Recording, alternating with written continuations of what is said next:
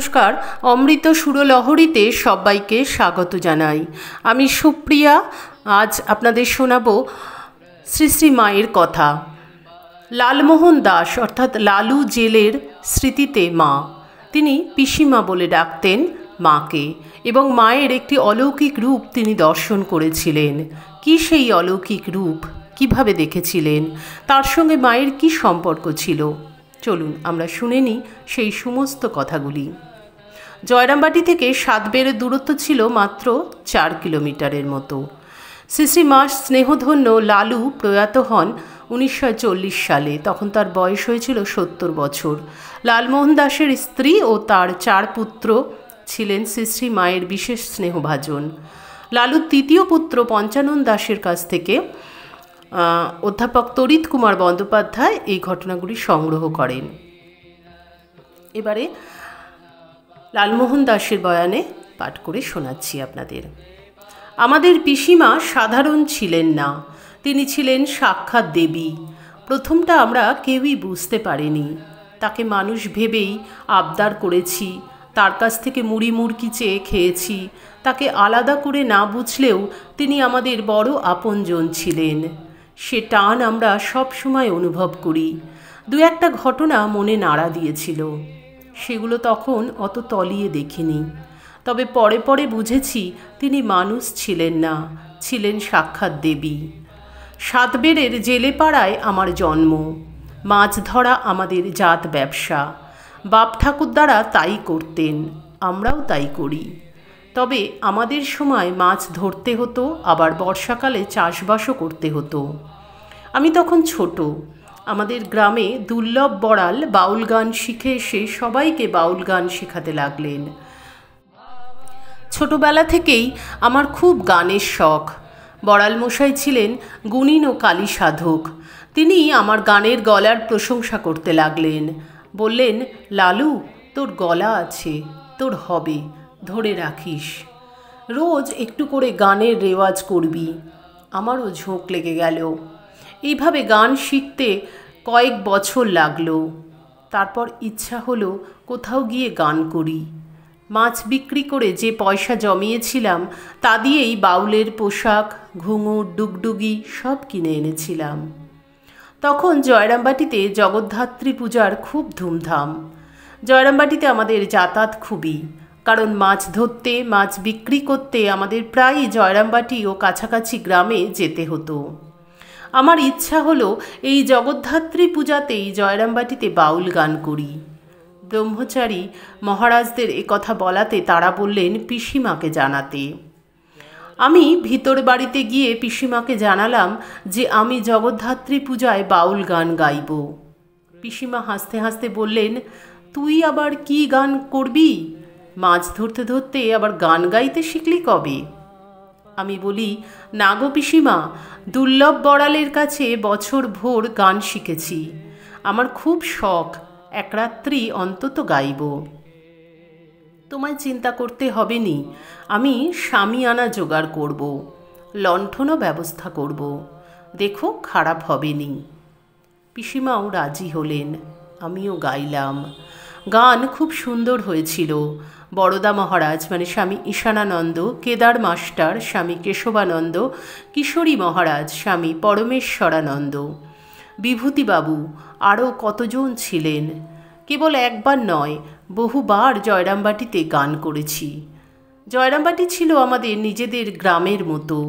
ওখানকার পুকুরে মাছ ধরতে, বাড়িতে বাড়িতে মাছ বিক্রি করতে হামেশাই আমাদের যাতায়াত ছিল সেখানে। আমাদের মাছ ধরার দল ছিল বলে পিসিমার বাড়ির নানা উৎসব অনুষ্ঠানে আমাদের মাছ দিয়ে আসতে হতো। মহারাজরা নির্দেশ দিতেন, সেই মতো সাত সকালে আমরা মাছ পৌঁছে দিয়ে আসতাম। অন্য কোনো গ্রামে মাছ ধরতে গিয়ে বড় মাপের মাছ পেলে আগে আমরা পিসিমার কাছে পাঠাতাম, ঠাকুরের ভোগে যাতে ওই মাছ দেওয়া যায়। এমনই একটা আত্মীয়তার সম্পর্ক ছিল পিসিমার সঙ্গে আমাদের। আমার স্ত্রী, কিশোরী ও 4 ছেলে, অতুল, গোকুল, পঞ্চানন ও সুবল, সবাই পিসিমার খুব স্নেহ ও আশীর্বাদ পেয়েছে। কাজের ফাঁকে ও নানা উৎসবে তারা সবাই জয়রামবাটিতে হাজির হতো।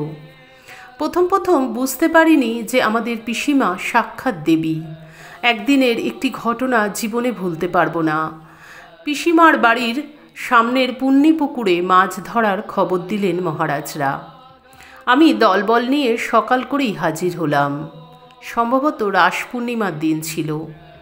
পাড়াগাঁয়ে পুকুরে জাল নামালে প্রতিবেশীরা পুকুর পাড়ে দাঁড়িয়ে মাছ ধরা দেখে। সেদিন দেখি পিসিমাও তার দুই ভাইজিকে নিয়ে পুকুর পাড়ে এসে দাঁড়িয়েছেন। হয়তো ভাইজিরা মাছ ধরা দেখার বায়না ধরেছিল, তাই বাধ্য হয়ে তাকে পুকুর পাড়ে আসতে হয়েছিল। পিসিমাকে পুকুর পাড়ে দেখে খুব আনন্দ হয়েছিল। মনে হয়েছিল আজ যখন পিসিমা স্বয়ং পুকুর পাড়ে এসেছেন, তখন তার হাতে একটা বড় মাছ দেব ঠাকুরের ভোগের জন্য। ওই পুকুরেই দু একটা বড় মাছ থাকতই। সেগুলো পুরনো মাছ, খুব বড়। তারা সহজে জালে পড়তো না, জাল ছিঁড়ে বেরিয়ে যেত। ওই সময় মাছ আটকাতে খুব পরিশ্রম হতো। মাঝে মাঝেই জলে ডুব দিয়ে জালের তলা ঠিক করে দিতে হতো। ওই সময় মাছ জাল উল্টে বেরিয়ে যায়। সেদিনও মাঝে মাঝে জলে ডুবে জাল ঠিক করতে ব্যস্ত আছি, কিন্তু মন পড়ে আছে পিসিমার কাছে। সব সময় তাকে লক্ষ্য করছি, ভাবছি হয়তো এক্ষুনি তিনি ঘরে চলে যাবেন। এরকম ভাবতে ভাবতে পিসিমার দিকে চোখ রাখতেই দেখি এক আশ্চর্য দৃশ্য। দেখি পিসিমা তার ভাইজিদের এক জায়গায় দাঁড় করিয়ে রেখে পুকুর পাড় ধরে পূর্ব দিকে কোথায় যেন যাচ্ছেন। কিছুক্ষণের মধ্যেই দেখি তার সঙ্গে আরও দুজন মহিলা। একই কাপড়, একই পাড়, একই রকম মাথায় ঘোমটা। যদিও তাদের সামনাসামনি দেখতে পাচ্ছিলাম না, তবু দেখে মনে হলো বাকি দুজনের মুখের আদলও যেন পিসিমার মতো। এই দৃশ্য দেখে আমি তো চমকে উঠলাম। তাড়াতাড়ি জল থেকে ডাঙায় উঠে দেখতে ইচ্ছা হলে কি হবে, সবই বিধাতার ইচ্ছা। যেই না আমি পুকুর পাড়ের কাছাকাছি এসেছি, একটা বড় মাছ গায়ে লেজের ঝাপটা দিয়ে চলে গেল। আমিও তখন পাড়ে ওঠার কথা ভুলে গিয়ে জাল ঠিক করতে লেগে গেলাম। পরে যখন পাড়ে এলাম, পিসিমা বললেন, হ্যাঁ রে লালু, তুই যে অত খাটছিস, পুকুরে আর বড় মাছ নেই রে। যা দু একটা আছে তাও জাল ছিঁড়ে পালিয়েছে।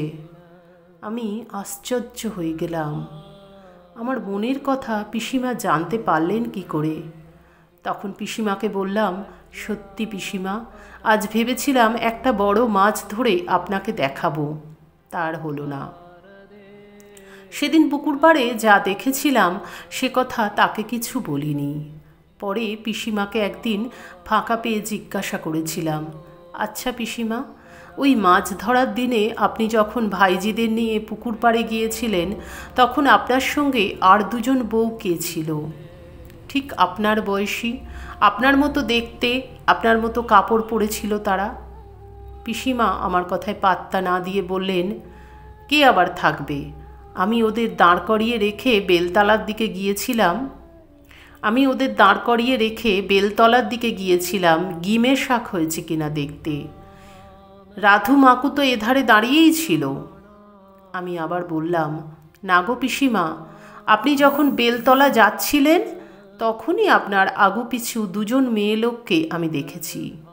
আপনি যে মাঝে রয়েছেন তাও বুঝতে পেরেছি। পিসিমা হেসে বললেন, তোর পেট গরম হয়েছে, মিছরি ভিজিয়ে খা। এই বলেই পিসিমা ঘরে ঢুকে গেলেন। তখনও চমকে উঠলাম। দেখি আবার সেই দৃশ্য, পিসিমা মাঝে, তার আগে ও পিছে দুজন মেয়ে। আমি আবার চিৎকার করে বললাম, পিসিমা। তখন পিসিমা ঘরের ভিতর থেকে সাড়া দিয়ে বললেন, লালু, একটু বস, প্রসাদ নিয়ে যাবি। পরে তিনি এসে মুরকি ও ফল প্রসাদ দিলেন। পিসিমা সেদিন কিছুতেই স্বীকার করেননি, কিন্তু আমি কিছুতেই ভুলতে পারিনি সে দৃশ্য। দুবার দেখেছি একই রকম চেহারা নিয়ে দুজন মেয়ে লোক পিসিমার আগে ও পিছনে। কি অপূর্ব ঘটনাটি! মা নিজের স্বরূপ কখনো প্রকাশ করতেন না। আবার কেউ যদি তার স্বরূপ একটু দেখে ফেলতেন তো যদি জিজ্ঞাসা করতেন কিছু, তিনি তার উত্তর দিতেন না। আবার কখনো কাউকে বলতেন, আবার বলতেন যে আমি যতদিন বেঁচে থাকবো কাউকে বলো না। এইভাবে মা তার নিজের স্বরূপ অনেক সময়ই লুকিয়েছেন, আবার অনেক সময় কাউকে দেখিয়েছেন।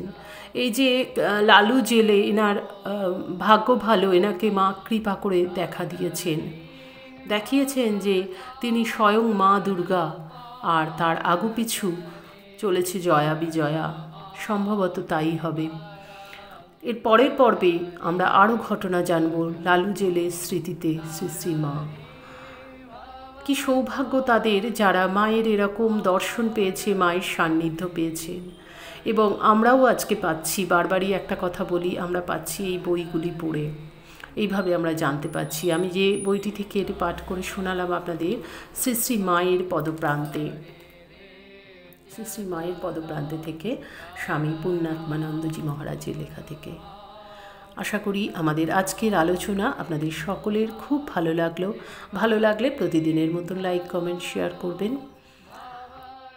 ঠাকুর মায়ের কৃপায় আপনারা সকলে খুব ভালো থাকুন, সুস্থ থাকুন, সকলের মঙ্গল হোক, সকলের ভালো হোক। ঠাকুর মায়ের চরণে আভূমি লুণ্ঠিত প্রণাম জানিয়ে আজকের ভিডিও এখানেই শেষ করছি। আবার আপনাদের সঙ্গে দেখা হবে আগামী ভিডিওতে। হরি ওম তৎসৎ। শ্রী রামকৃষ্ণ অর্পণমস্তু।